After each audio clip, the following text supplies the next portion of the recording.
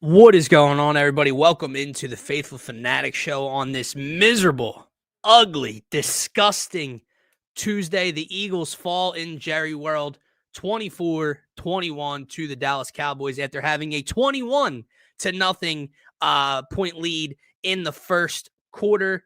We're going to react to everything that took place in this game, everything that's been going on season long. Where are you at with the Eagles right now, specifically the Eagles offense? Who is most to blame for the current state of the offense and what took place on Sunday afternoon? The Sixers are back in action, very shorthanded again, my friend. So we're going to talk some Sixers hoops towards the end, but obviously that's on the back of everyone's mind right now.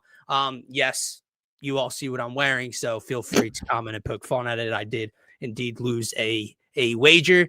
I'm one half your host, Dylan Davis, to my faithful co-host, Scotty. I'm just noticing our names aren't up on the screen for some reason. I don't know what's going on there, but as always, we're live here on the DSM Philly YouTube channel, as well as the DSM Twitter page. So make sure to check us out on Twitter first at DSM_media is where you can find us. Make sure to hit that follow button. And then, of course, check out the link tree in our bio. It will take you to every social media platform we are on: Instagram, Facebook, TikTok, all of that good stuff. But more importantly, subscribe to the YouTube channel. It's where you can get your comments and thoughts posted up here with us and join in on the conversation. My man, happy Tuesday, miserable Tuesday. We got a lot to talk about, but what's going on? Yeah, it isn't miserable anymore, I guess. That would have been for better? Monday, but I mean, I guess. Yeah. You know, like I don't know, Let me bring man. you back down to my level. Yeah, exactly. I mean, seeing you in the jersey definitely, reawoke some feelings. You know what it is, man? It's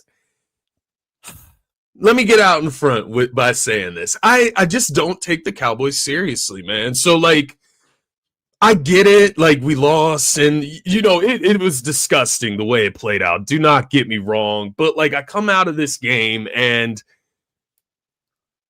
it's more about the Eagles than it is about the Cowboys, if that makes sense to everybody. Absolutely. Like, I don't know. Like, I guess what I'm trying to say is the Cowboy fans that I know, I can't take them seriously when they come out and speak to me now, because they have been hidden under the refrigerator for I give you 75% of the season. So I can't take, like, Cowboys fans that come at me right now seriously. You can't put me down. Like, you just can't. You beat us in Dallas. It happened. I'm embarrassed by it as an Eagles fan who just isn't used to seeing his team lose from that standpoint. And yes, it does make it a little more disgusting. But no, man, I think it's more or less the lack of respect I have for that team. But maybe it makes the loss worse in that sense when I frame it that way. I don't know. For me, it makes it a little bit better. But no, I will say this, man. The last two times we've gone into a division matchup, well, I won't say the last two times. I think we played the Commanders mixed in there one. Well, no, we haven't played the Commanders yet, have we? We no, had the rematch against the Giants. The Giants into the middle of the two ugly losses. So the last two times I've felt like there was a point where the Eagles can step up, kind of prove themselves further against a division rival. Against the Giants, the first time, it was a bounce back game after your first loss, right? You're expecting the Eagles to come out, kind of stomp on the Giants. They get punched in the mouth on Thursday Night Football. And then going into this game, despite the two wins, I just expected this offense to come out and explode. They did in the first quarter. Sure did early on. Yeah, that was it. Early on. And that was all she wrote, man. Yeah, man. Quick overview, I guess. But yeah, I guess to that point, for me to have to go into that over explanation, I guess I am still feeling some type of way. Let me be honest. Yeah, and let me ask you this. Like, I don't even have to ask you this. Everyone knows the answer. Everyone probably shares the same opinion and thought here. It's not just that you went into Dallas and lost this game to a division rival, to the Cowboys, with that offense, with George Pickens, and obviously he did his thing. CeeDee Lamb basically tried to help the Eagles win this game a few times.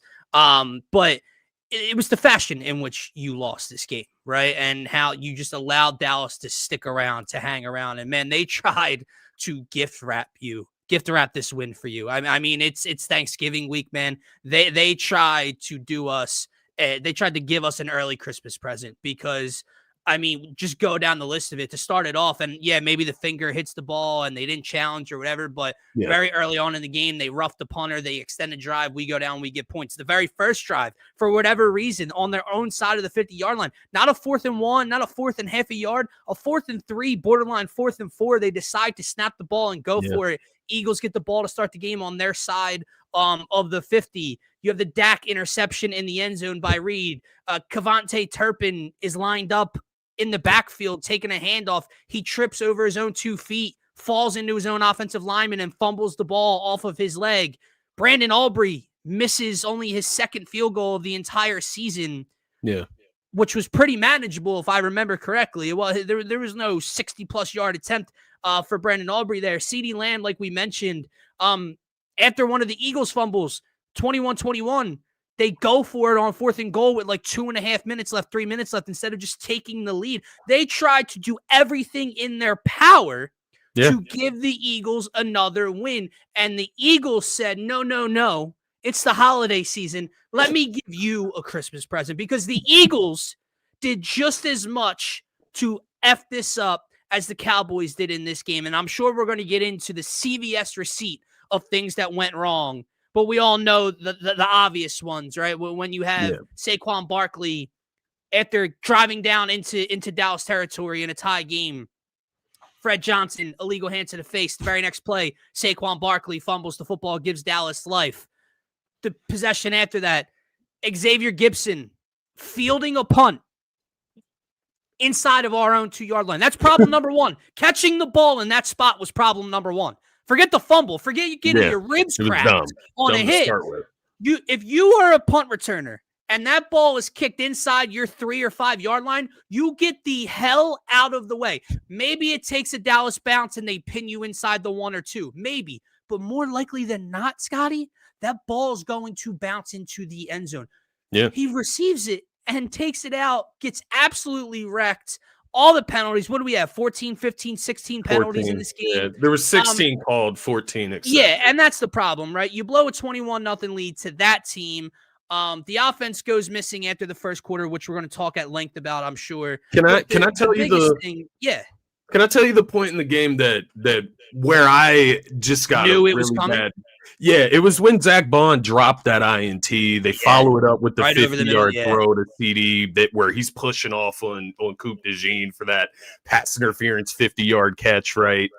At that point, when they scored on that drive, I'm just like, man, this is not good. This is not good at all.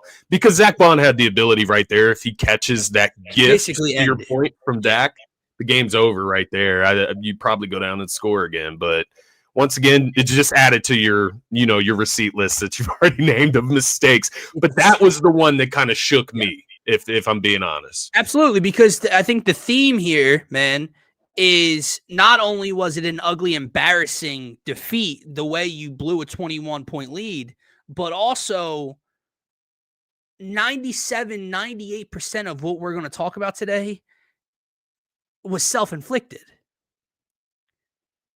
And that's the problem, because that's kind of been the theme of this season. When things have gone bad, when they have lost a game to Denver, when they did lose a game to there hasn't been a team to come in. The Rams did it in the first half. The Rams came into Philadelphia and laid the wood to this Eagles team. There has not been a team outside of those 2 quarters of football to literally go and take the fight to the Eagles and beat up on the Eagles, do what they can do in their controllables correctly and make the Eagles pay for their mistakes. The Eagles' issues have been self-inflicted. Obviously, we're going to talk more in depth about this game, man, but this is just deeper than this game for me, right? Because I know some of the comments are going to fly in and we're going to overreact, right? The Eagles are now 8-3. They still have a great lead in the division. They're going to be fine. This loss should not erase the Lions game and the Packers game and the Rams game and the Bucks and the Chiefs and yada, yada, yada. But it will for some people. And some people will take it to the extreme that they're just not a Super Bowl contender. And I think that is insane. However, I have for the first time in 2 years, I have doubts about my Eagles team. I don't know if this offense, with that man calling plays within Nick's system, as you like to point out, and I'm just at this point, I just think you're 1,000% correct. Yeah, I see the way Nick know talks that about something him. is just going to flip, and I just don't know that you can win 3 or 4 games in January and February and get to the ultimate goal again, playing this style of football. Let me throw this to you, man. People love to talk about the pass game. This team can't run the football worth shit. Yeah. This team's undisciplined. But here's my biggest problem, Scotty, with this team and with this offense. It ain't the pass game. It's not the run game. It's not the penalties. It's the inconsistency or the consistent Jekyll and Hyde performances that this team puts out. We keep talking about 21 points in the first quarter, and then the offense disappeared this week, right? But let me take you back to week 1 against the same Dallas Cowboys team. Yeah. The Eagles scored 21 points on their first 3 possessions of the football game. They squeaked away with a 24-20 win in that game. They scored 3 points in the third quarter. That was it. And we sat back and we went, oh, man, that damn lightning delay. That kind of took the energy out of everything. Well, guess what, guys? There's no delay in this game. But it goes beyond that, Scotty. You see, because I went back and I started to think, man, this is just too familiar. So you have these 2 games against Dallas. The Rams game. They get blanked in the first half, basically. They come out and the offense is unstoppable in the second half. The Bucs game, 24 points in the first half, 7 in the second half. A 24-6 lead at halftime in Tampa Bay ended 31-25 with Baker Mayfield having the ball in Eagles territory with a chance to win the game. That ugly Giants loss that you talked about on Thursday Night Football when the Phillies were playing in the playoffs and people were switching back and forth. The offense scored 17 in the first half. Yeah. They scored nothing in the second half. That's the biggest flaw with this team. It's not the fact that Jalen Hurts can't throw guys open. It's not the fact that this offensive line and Saquon Barkley can't get things going consistently on the ground. It's not Fred Johnson smacking someone in the face and taking away a big play. It's that Kevin Patullo and this offense seemingly find ways to make you think they have changed. They score possession after possession after possession to start games, and then they take 18 steps backwards. Yeah. No, I do feel you. I guess I think I disagree on one standpoint. I agree with your point because it is the problem within the offense, but I do think I don't disagree with you. Let me phrase this differently. It's not that I disagree with you. It's that I'm going past the point of play calling at this point. We have to it's not going to change, right? Like Nick Sirianni came out and said that he thought this was a well-called game by Kevin Patullo. Like he said he's not thinking about coaching changes. So it's not that I disagree with you. It's that I'm now trying to think of what could, be the next solution that could fix this. Sure. And it's the running of the football, right? Because what we were able to do, and maybe it masked this last season, I don't know, right? Where this coaching staff goes into ultra conservative, lean on the defense mode, and they try to run the football. They're going to try to run the clock out. And last year, the difference was that they were able to run the clock out. They were able to run the football last year. And that is my biggest concern moving forward, man, is the offensive line, the way, to your point, has played so inconsistent itself that it gives the Eagles the ability to lose to teams that they're not supposed to lose to. And that's what worries me, because that's what happened in this game. They lost to a Dallas Cowboys team. To your point, that Dallas Cowboys team isn't better than the Detroit Lions or the Green Bay Packers team that you played the 2 weeks prior. But you go into Dallas and you lose because your offense, and for me, starting with the offensive line, is so inconsistent that you're going to have these ebbs and flows, these ups and downs that you can lose to anybody. Just being honest, sure. That is my concern. But on the flip side, if we can somehow fix this, they can beat anybody. They can beat anybody right now, even with that inconsistent offense. I do not have nearly as much confidence in that happening right now and and let's throw this out there as well, because the first half, this defense locked down that Cowboys offense, which was obviously very explosive. We saw what Dak and George Pickens was able to do. Javonte, and that's another annoying thing. Like, you shut down Josh Jacobs 2 weeks ago on the road.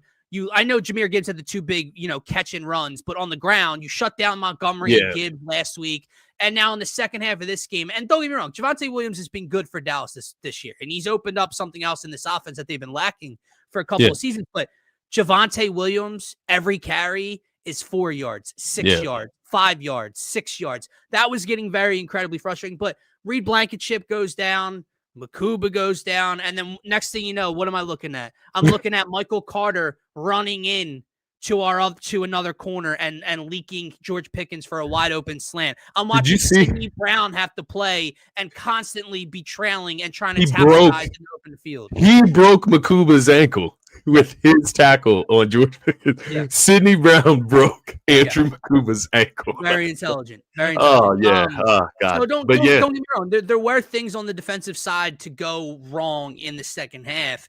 It's just this offense had a chance to do what the defense has done for them so many times this year, and that's bail them out, right? The defense started to allow Dak and company to go down the field, and the offense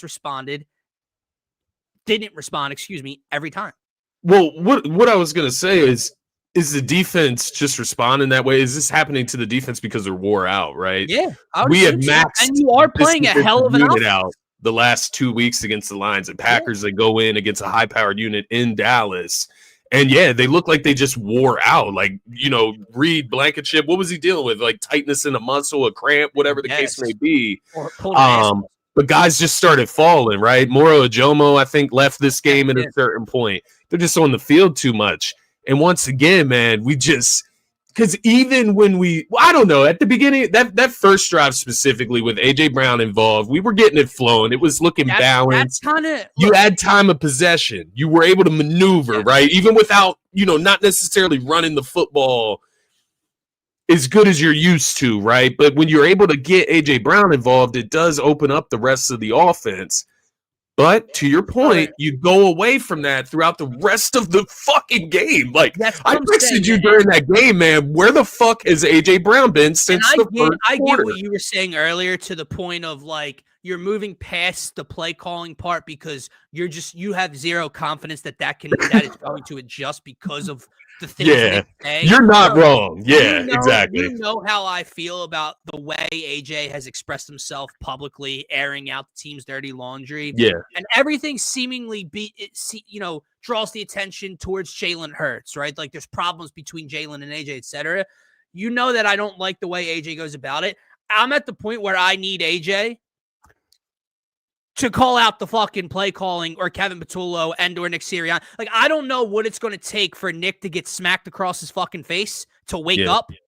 But, and look, obviously Nick's going to say those things. And I'm not sitting here trying to argue with why he said it. My question is, does he believe it? Right. And that would be the much bigger problem. He's going to fall on the sword. It's his team. It's his offense. That's his guy. I'm the head coach. I'm going to take responsibility. But to come out and say you think he called, like, that a good game was called. Let me throw out a few things to you, bro. You don't have to lie to us. You come out and clearly pander and make it a point to target number 11. And it works. And then for 2+ quarters against that secondary, A.J. Brown is nowhere to be found. Right. You mentioned the run game, and don't get me wrong, it's the offensive line, it's Saquon, it's a combination. It's not good right now. But you mentioned last year, the Eagles would get a lead, and then they would feed Saquon, wear teams down, take up 9-10 minutes off the clock, game over, see you later. Jalen Hurts, and this is a game in which the Eagles had a 21-point lead. Jalen Hurts threw the ball 39 times, carried it 7. So Jalen Hurts dropped back over 40 times. They hand the ball off to a running back 11 total times. 10 to Saquon, 1 to Tank Bigsby. Yeah. Does that sound like balance to you? Does that sound like an attempt to run the football, even if it's not going well? Saquon, 10 for 22. I thought I'd never see the day in an Eagles uniform Saquon Barkley posted those numbers. But that means you just completely go away from it? Does that sound like a well-called day, Nick? Let me ask you something on that. Because the only reason I asked this is because I just looked down at Saquon's numbers and I looked over at the receiving yards, right? Do you think they're smart enough to look at Saquon in the passing game as an extension of the running game? Like, can we credit them with that? No. 7 receptions, 52 yards. No, absolutely not. And can I tell you why? Because talk to me. Because in this weekend and most weeks where Saquon gets the ball out of the backfield, nothing is designed to get Saquon the ball. The reason Saquon had that horrible, obvious screen. Yeah, that one. But Saquon had 7 receptions in this game, Scotty, and I would argue that 6 of them came because the route designs for the wide receivers were so bad. I know, again, Shane Half pointed this out on his film breakdown. The receivers weren't even moving. It's like they just ran to a defender and stood there, and then, Jalen just dumps it off to the side to Saquon. They're not smart enough because it's not an extension of the run game. They're not designing or scheming Saquon Barkley the ball. Yeah. It's, oh, shit, no one's open because my routes suck. Here's the dump down to the running back out of the backfield. Yeah. No, I feel you. I'm just trying to look at some optimism here, right? Like, look for a positive, man. But I don't know. It was just clunky, right? And the penalties did not help. I think that's where I get a little confused. But when I hone it back in, the stat that I saw after this game that stuck out was that the Eagles are the 6th most penalized team in the NFL. They're undisciplined. Nick, man. Like, he's always preaching the little things and the small things and perfecting the things that don't take any talent. Can we do that well? And it's last year, seemingly they did, right? They're not disciplined this year. I mean, they had how many plays go for double-digit yards for first downs in this game? Called back because of a penalty. You had the Smitty offensive, pass interference, which, they were talking about it on the broadcast and kind of iffy, but regardless, like that gets brought back. They had a Goddard kind of one of those flank routes where Goddard comes out and Jalen rolls out and hits him 12 yards, called back. The play to Smitty when the Eagles, that would have been the game-winning drive. The drive that Saquon fumbled on. Jalen pushes the ball all the way down the field, hits Smitty for a first down inside Dallas's 10 or 15-yard line, called back because of Fred Johnson, illegal hands to the face. The very next play, Saquon Barkley fumbles the game away, basically. Yeah. Xavier Gibson on the punt return. I mean, go back to the Rams game. And I know they were doing the kicks on purpose, and maybe they were difficult to field, but Maxey and Tank Bigsby couldn't field a goddamn kick return in that game. They're just not disciplined. They don't do the little things well, and it killed them in this game. Even the AJ Brown, right? That's a lack of discipline, like not being able to control what comes out of your locker room. Like, I think that speaks to a lack of discipline. Like AJ Brown doesn't feel like he when he goes and speaks publicly and airs out the locker room that he's going to be disciplined when he comes back to that said locker room. So yeah, I think it's a clear lack of discipline across the board. And, I think it starts with his comments about Kevin Patullo, because you can just be honest while pandering to your guy, right? Like you can say, I'm not thinking about making changes to the coaching staff or the way plays are called, but Kevin Patullo is still learning and he's going to figure it out. Did I just make that up on the spot? Like that's how easy it is for him to not have to lie to us. But instead he would rather go and hop on the sword with Kevin Patullo. Pause. But he wants to go and he, like I said it on Twitter, he's tying the anchor known as Kevin Patullo to himself. You're gonna go down with the shit, man. Like that's what you're doing by saying that type of stuff. Nick is discrediting himself. All that work at the end of last year. Don't get me wrong, because they lose to the Cowboys, they're still 8-3. Whatever. It's a long season to go. I still think they're one of the top 2 team, top 3 team in football. But Nick is discrediting himself by saying some of this stuff. Again, you're not going to throw your OC or anybody if you're the head coach under the bus, right? But we're not a dumb fan base. Yeah. And you're either A, lying to us and we're not going to appreciate that. Or B, like I said before, which would be the deeper issue, Nick Sirianni believes what he's saying about this offense and Kevin Patullo, and that is the problem. That's worse. Yeah, that's a bigger indictment if he does actually believe that. I like people like this because it does let me know that my confidence in the Eagles is still there. Yeah. Because, like, who's your favorite team? And at what point during this season did they look like they were falling apart? Oh, well, his favorite Every single team in the NFL has done something like his this favorite team's season. boys. Like, I'm not hearing this. His favorite team's them boys. Is it the boys? Yeah. He The said 500 team with the tie? Unanswered points. Y'all are overrated. Look, Ben. Are they technically? How does that work if you have a tie? Are you still 500? I don't know. Like, you know what I mean? You're not 500. You're 5-5-1. Yeah, 5-5 would be 500. So I think they're below 500. They're below 500 according to my math. I'll tell you right now.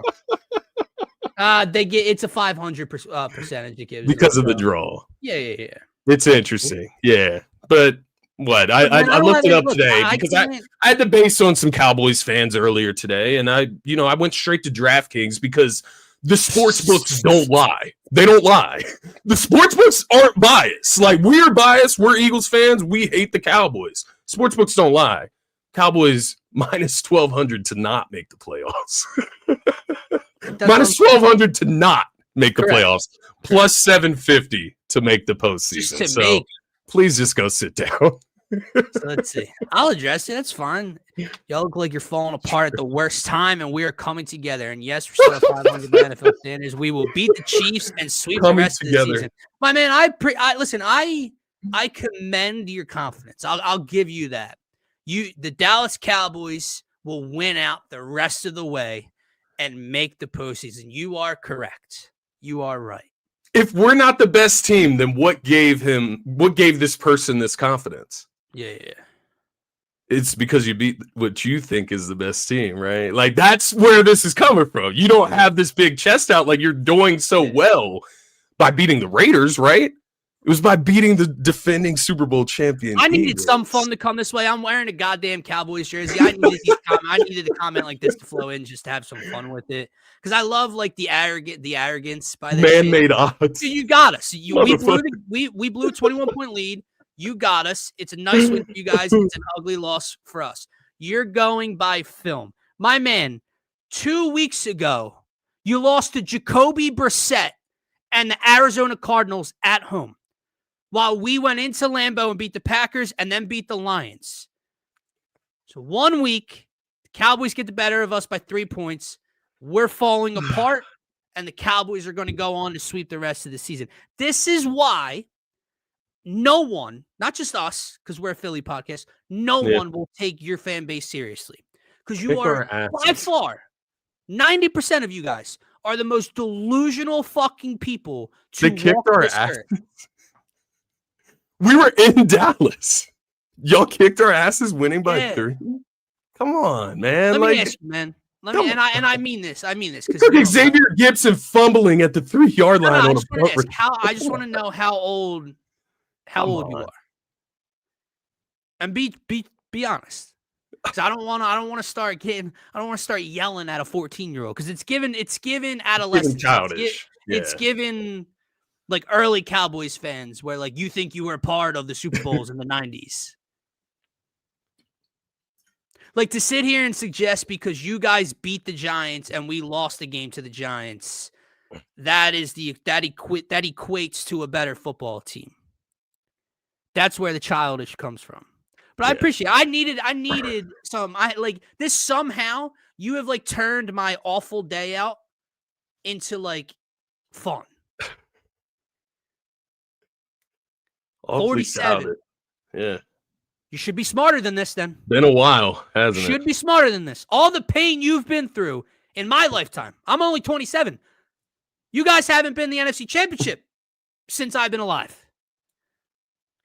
So in all of that history that you have built up, you should be smarter than to sit here and think a 5-5-1 football team is about to run the table and go on and do something in the playoffs. But I appreciate the comment, man. While you're here, subscribe to the channel. We're live multiple times every week. Keep coming in, pound your chest. I appreciate it. Yeah, pound your chest, man. It is the time, to be fair. This is your time. Shine, baby. It's like the Pee-wee version of the Bills beating the Chiefs in the regular season. Like, that was the Bills Super Bowl 2 weeks ago. That's a good way to put it. Listen, you guys come out, because we play Friday, you play Thursday. You come out and you beat Kansas City in front of the entire nation. Then maybe they're rolling, right? Maybe they are playing some good ball then. You don't have to beat the Lions the following week, because that's tough. Eagles, Chiefs, Lions. I'll give you the credit. I'll give you a grace period there. But if you play the Lions hard and you only lose by 3 or something to Detroit after beating us and the Chiefs, I'll give you a little credit. But my brother in Christ, you just lost to Jacoby Brissett 2 weeks ago.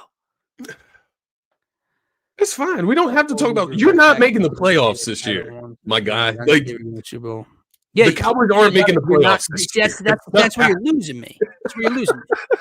I get it. You don't care about the odds. And listen, odds I'm going by man-made odds because they're accurate. You can hit a plus 750 slip if you want. The odds can be wrong. Put your money up on it. You're going by the film, right? We're headed into Thanksgiving week. Lucrative upcoming. And Vegas is telling you have a minus 1,200. You're minus 1,200 not to make the postseason, not to make it. Like, that would mean like minus 1,200 yes to make it. You're the Eagles. I'll say this too. I'll say this too. I do respect Marika. I'm not sure if that is. I don't want to mess up your name. Yeah, I'm not sure if that's the correct name. I respect, after a few comments, I respect the way they're approaching this situation. I do. They have laid out some context of their fandom to give us a little bit of background. I appreciate that. I can respect that to a further extent than the normal Cowboy troll. I can say that. Got it. But so you were correct, Scotty. Gotcha, Marika. Well, welcome. Honestly, yeah. At the end of the day, we poke.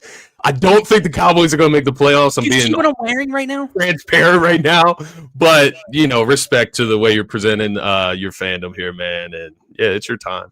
I mean, for sure. So make me eat my words. But the Eagles are still the better football team, though. Just to be clear. Where do I go from here? Where do I bounce back from here? Bounce back, man, with the Cowboys jersey. How do I respond here? Short week, Friday, Black Friday, all black. We get back to it, all black. It's like, how serious are you taking the Bears? 8-3, like with the way the Eagles are playing right now. I don't know, bro. So here's the thing. I think Caleb Williams is in for a long day. Like, what I feel Dak just did. We were talking about odds. I will put plus 1,200 odds on Caleb Williams having a day like Dak Prescott did. Like, yeah, Caleb Williams is in for a long Black Friday. The question is, and the question will remain, what does this offense do? How does this offense because here's the thing, man, we're past, it just happened this past week. We're past the point of, oh, look how good they look in the first quarter. That means this much to me. Means nothing at this point. Yeah. And I hate to break it to you, like saying the Chiefs game, it happened, Packers game, it happened. A win's a win. Don't get me wrong. I just want to win the game. But if they come out and it's 6-6 at halftime and we score one time in the second half and do just enough to win the football game, I'm going to be happy that we won the game. We're 9-3. Yeah. We're going to win the division. But the offense is still going to have the same problems. So, some way or another, this offense specifically, forget the defense. They are a completely different universe when talking about this Eagles team. This offense has to string quarters and halves and games and weeks together for me to be, like, don't get me wrong. I'm still all in. Like, I still believe this is one of the best teams in football.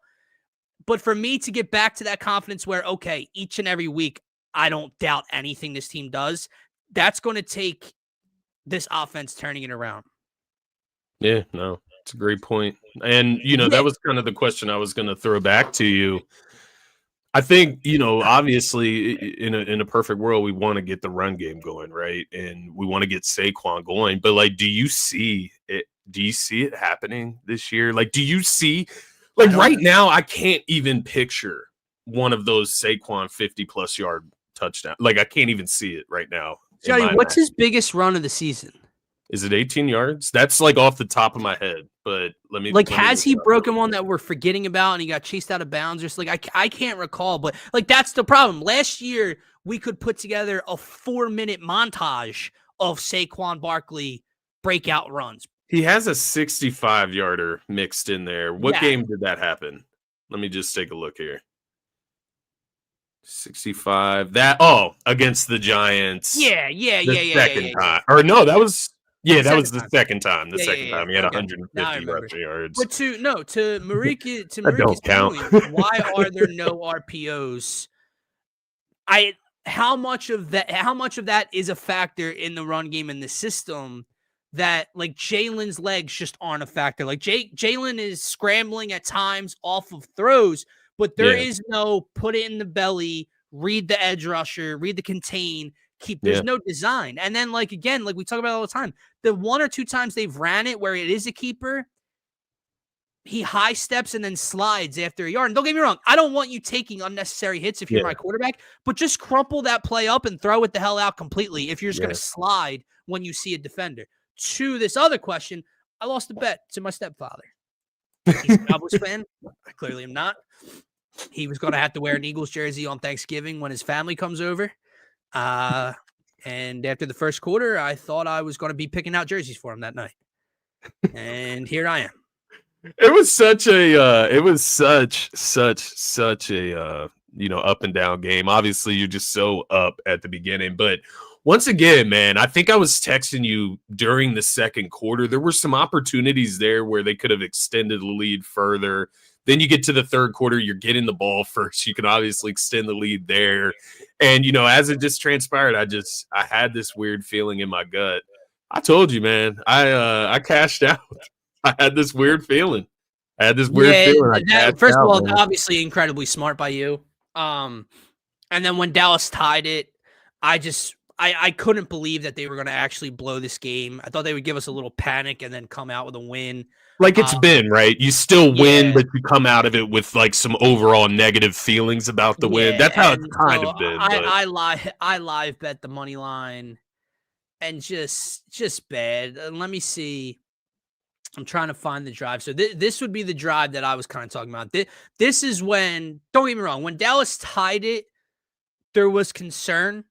But then I kind of thought, and the way that the drive started out, I kind of thought, okay, lock back in. We had the conversation a week ago where, like, they just do enough each and every week. Whatever the recipe is for that week, they do enough to get the win. They had the scare. Now it's time to turn it on. And here's how this drive went. Jalen scrambles to our 38 for 7 yards. A 19-yard pass to A.J. Brown to Dallas's 43. A 4-yard pass to Smitty to Dallas's 39. Jalen scrambles to Dallas's 31 for a first down. 3-yard pass to Darius Cooper to Dallas's 28. Now we're moving. There's under 9 minutes left. Now Jalen's in control. Here comes, we're already in field goal range. Jalen Hurts, pass deep left. Devontae Smith to Dallas's 12 for 16 yards. Oh, Fred Johnson mugs the pass rusher. Yeah. Coming back for illegal hands to the face. And one play later with 7:38 left, he dumps it off to Saquon, who then gets it punched out from behind. And then the defense steps up, gets a stop. And I'm having flashbacks. And Xavier Gibson fields the punt at the 2. We gave the Cowboys so many chances, like to get, and then they would just give it right back. Like they would give it right back. Bro, like that was another mind thing. blowing. And I want to know like what Marika thought about this at the point too, because Gibson fumbles. And don't get me wrong, when you have like first and goal towards the end of the game, I know you want 7. Like I know you kind of want that arm's length between us. You have to take advantage. When it got after CD dropped that ball in the end zone and it made it 4th and goal at like 2 or 3. How much time was left? 3 minutes or something like that? Let's see. When they went for it, 3:46 was left when they snapped that ball to go for it.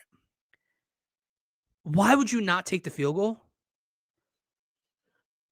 Like just give yourself the lead. Like I don't know. That was really, so that was just another opportunity. That was another way of Dallas handing you the game. And then after that, we start the move. AJ for 11 yards, Smitty for 16 yards, and then the drive stalls out. Frustrating, bro. So frustrating. Yeah, it's a good point, Toad French. It's a good point. I think that's what makes it a little bit more frustrating, is that you had a chance to beat the Cowboys twice this year with Dak playing quarterback. Because the last couple of seasons, Dak just hasn't played in both games, or maybe Jalen misses a game against Dak, or whatever the case may be. We usually have one of the games at the end of the season where it doesn't matter. It's usually what happens. And this year we had an opportunity during our time right now as Super Bowl champions to really, really take a chokehold of the NFC East and kind of end it in the division battle as a whole. Not that I'm, feeling pressure, but you could have ended the conversation. You would have literally buried them. Yeah. So that's what makes it really, really frustrating. Yeah. It's interesting. It's an interesting decision. It goes both ways, because like part of me is like Dallas's defense was playing so well, Eagles offense playing so poorly. Just take the lead. On the other end, Dallas's defense ranks so badly, they could snap at any moment against that Eagles offense. So you got to get that 7 to give you and by not getting it, and by not, if you don't get it, which they didn't, you pin us inside the 2 or whatever. So like, don't get me wrong, I get it. I would have made that decision maybe with like 6 minutes. With under 4 minutes left, the way your defense has played for the last 3 quarters, I would have just taken the lead and then see what happens. But I mean, hey, clearly it worked out for them, and then field position played a factor, and just weird stuff. And then like, was that the last possession in the game too? Which is also like very annoying when you go, but you don't even think about it because you're already so frustrated. But was it or was it not the possession that led to Aubrey's game-winning field goal, where man not pinned them, but it was a great punt to like Dallas's 20, and they threw the flag for the ball hitting the scoreboard, and then they were like, oh, this has to come from upstairs, like it's reviewable, and then they like watched the replay, and everybody in the booth was like, yeah, that didn't hit the scoreboard at all. And then we repunted and they returned it to like the 45-yard line. And at that point, you're just like, oh, well, here it goes. So this, I don't know if that was the one. Maybe it's a different possession. Might have been it might have been earlier in the game. But because the reason I say that is this is the one where they had the, what was it, a 5-yard penalty? Yeah, so it was a player out of bounds, I guess, pushing out of bounds on Keely Ringo, player out of bounds on kick. That was a penalized, and I guess no, it is what you're talking about. But what they had confirmed on the broadcast, I remember it now. They confirmed it wasn't because it hit the scoreboard or anything. It was because there was an actual penalty and Dallas accepted it. Roger that. They wanted us to re-kick. And then they got a penalty for an illegal fair catch after we re-kicked. Yeah, but just weird. No, it's fair. It's fair. It's fair, I guess. I don't know. We'll see. We'll see how the Cowboys play out the rest of the season. See what they look like against the Chiefs, Lions. They got plenty of competition coming up where we'll get to see what their defense is on. But that kind of brings me to my next point with the Bears on the schedule next, man. There's a lot of talk around their injury list that they have right now, especially defensively. They're the 27th statistically ranked defense in the NFL right now. It's like it's like none of that really matters. Agreed. It's once again just still on Agreed. the it just doesn't even matter how good or bad the opposing defense really is. 1000% agree. Because and I see the comments. Don't get me wrong. I do. I'm not trying to discredit everything you're saying, man. And you guys have a championship caliber offense. And I know the Quinnen Williams addition and whatever. I think your secondary is still Swiss cheese. And I know they played well against us this week, but I mean, Denver's just dropped 44 on you guys 2 weeks ago. The week before that was the Cardinals game. Listen to Landon Dickerson after the game, right? Yeah. Nick Sirianni, they're talking about they didn't know the Cowboys would play these 5-man fronts. That's unpreparedness. All I'm trying to say, as much as I have confidence in the Eagles and what they do, take playing against the Eagles offense with a grain of salt when it comes to how good your defense may look, man, because we do some really idiotic shit the way we run our offense. Let's just be frank here. I like this. Get me engaged. No, and I do agree. Denver is a great team. They beat us. They came from behind. But my point is, since these additions, you guys gave up 44-27 to the Cardinals in a loss. You beat the Raiders. And then obviously you just beat us in that game. You held us to 21. So what I'm saying is I know I sound like a hater, whatever, and you're a fan, so you want to see the positives. I just don't think when you say this isn't the same defense, sure, it's improved. It's not it's not the same defense as in this is now a top 12 unit in the league. But see, this is what I'm trying to say, Marika. Yeah, they don't. These coaches don't operate. They don't. And I do want to ask Sean in the NFL for real. Welcome in. Subscribe. What do you mean? Here we go. Moving the goalpost every week. I'm assuming it's something about the Cowboys. What did we move the goalpost? Does beating the Eagles make you a playoff caliber team? Is that what you're saying? By beating the Eagles, you are just this playoff caliber team? I don't know, because I think it was. Are the Giants playoff caliber? During your Bears, I think it was during your Bears point that he dropped that comment. So I think it's something anti-Eagles. I could be wrong. I have no idea. So let me know. The Bears point was just pointing out the Cowboys were also a bottom 5 unit, and it just didn't matter. So that's what I'm getting at. Whereas the Lions and the Packers, they're top 10. Well, maybe not the Lions, but the Packers a top 10 unit. I'm guessing. Right. So this exactly. So to give you guys leadway here. Yeah. Then yes, I will start to say something like that. That's what I mean. I need to see the evidence start to stack up, right? This Eagles team that I'm talking about is on a 2-year run where they've now this loss is their 4th or 5th loss in over 500, whatever it is, something ridiculous. Good win though. So good win, nonetheless. Good win for you guys, bad loss for us.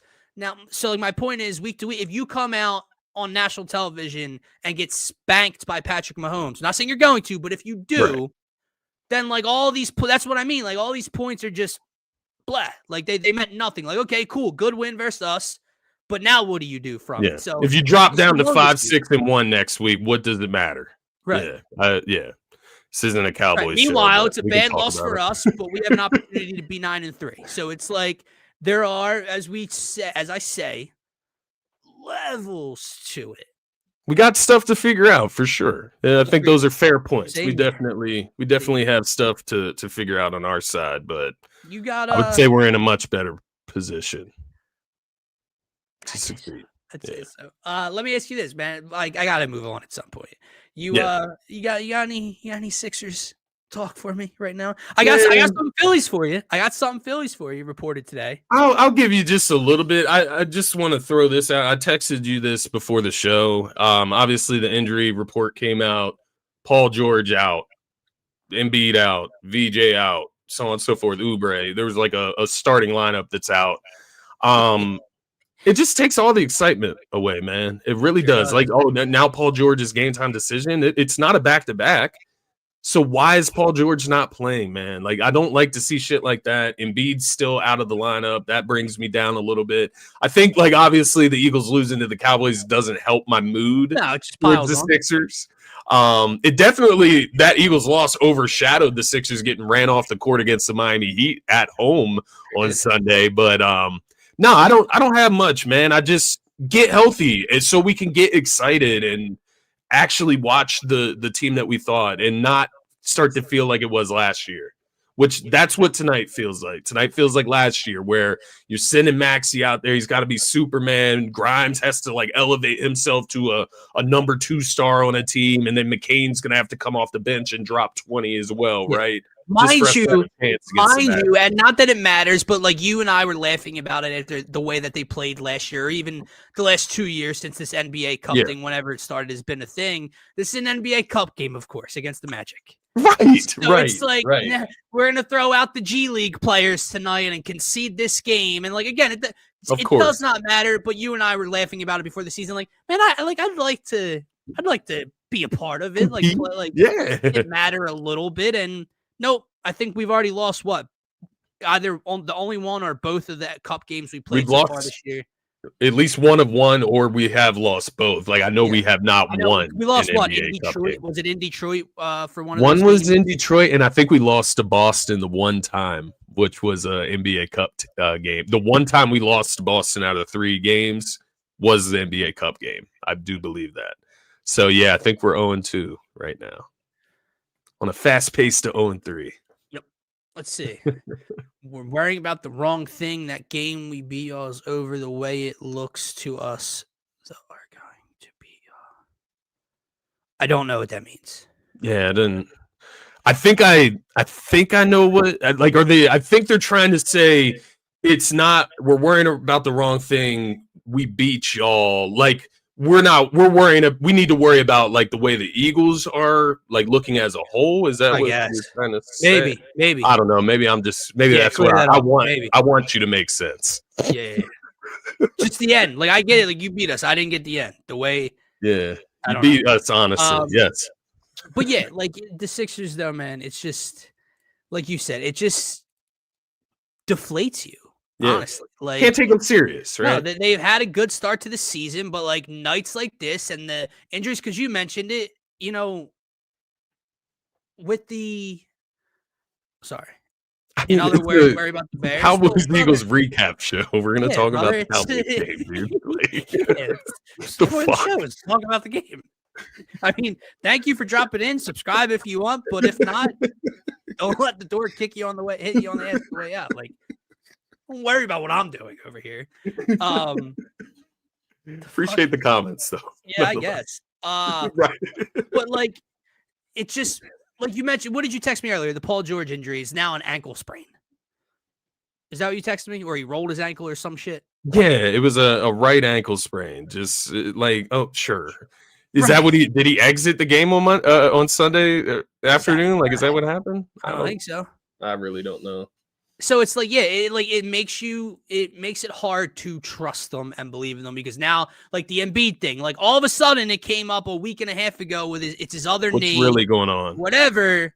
The dude hasn't played in like 5 or 6 games. He's not playing. But then, like, I saw a tweet that he was a full participant in practice yesterday. Right. But now he was a game time decision today. Like now he's not playing tonight. So like there's going to be like 6 straight games without Joel Embiid and. Kelly's in condition. BJ needs 2 nights off, and it's like so on and so forth. Because Embiid's going to have to come out. What's going to take 3-4 games to condition and get him up to speed, right, and he's then going to be on a minute Oubre's back. And right, a minute restriction for Oubre. Him get conditioned, get back acquainted. Like it just is an ongoing thing. We need these guys to get healthy together and get it over with. It's disappointing because I've enjoyed the start to their season. Sure did, brother. Sure did. Sure did. So I feel secondhand embarrassment, by the way. I really do, but how the fuck can we do? I feel. What can we do? I had to do this shit in high school. I had to wear a Jason Witten jersey to school. Oh, man. That was nasty business. Yeah. Jason Witten jersey, too. That guy tormented us for years, for sure. He was annoying as hell. No, it wasn't like this blue. It was like the all white, almost like throwbacky looking, like the all white sleeves and then like the lighter color, like not baby blue, but like the lighter looking blue. It was one of those. Yeah. Painful. Yeah. What you got on the Phillies, though, man? I know you. Nothing big. Maybe nothing. What's up? I think it was. I forget if it was John Hamm. Someone reported that the Phillies have indeed, because I saw this rumor towards the end of the year, and now something leaked. The Phillies have checked in with the Diamondbacks about Ketel Marte and what it would take to possibly bring Ketel over here. Now, color me intrigued. Yeah. What's it going to take, right? Like, oh, do they want Painter? Do you want to give up? Like, I saw someone tweeted, I think it was Stillness tweeted, if it's Painter or Miller, no, but anyone else is on the table.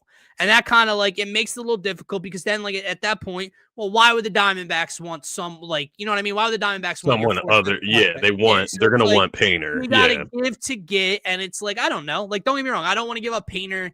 I know the Aiden, I don't know. Maybe I'm just not as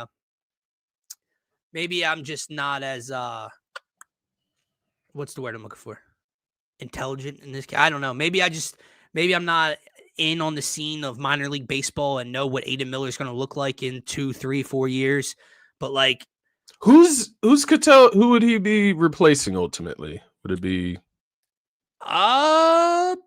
Stott or? It's a great question because obviously you're not moving Trey.